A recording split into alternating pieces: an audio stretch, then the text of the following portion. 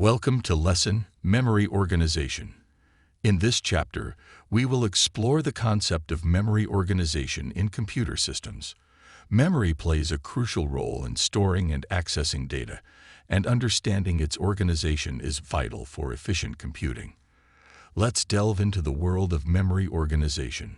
Memory hierarchy.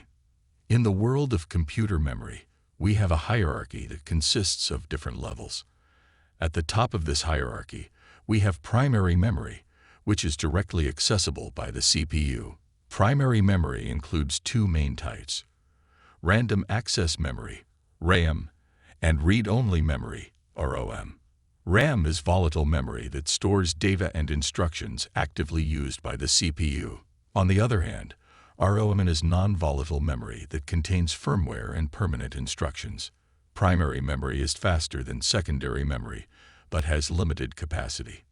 Moving down the memory hierarchy, we have secondary memory. Secondary memory provides long-term storage for data and programs. It includes devices such as hard disks and flash memory. Secondary memory has a larger storage capacity, but is slower compared to primary memory. It is used for storing files, applications, and other data not currently in use by the CPU. Addressing and data storage. Now let's understand how memory is organized and how data is stored within it. Memory is divided into individual cells, each capable of storing a fixed amount of data. These cells are addressed using unique identifiers called addresses. The size of a memory cell determines the amount of data that can be stored in it. The CPU uses addresses to read from and write to specific memory locations. Memory can be organized as either byte addressable or word addressable.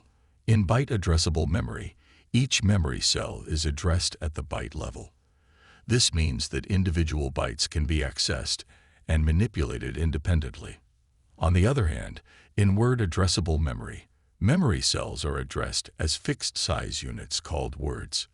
Words typically consist of multiple bytes, and the CPU reads or writes entire words at a time. The choice between byte addressable and word addressable memory depends on the specific requirements of the system. We hope you found this lesson on memory organization informative and valuable. If you enjoyed the content, please consider liking this video and sharing it with others who may find it beneficial. Don't forget to subscribe to our channel to stay updated with our latest educational videos. By subscribing, you'll receive notifications whenever we release new content related to computer science and technology.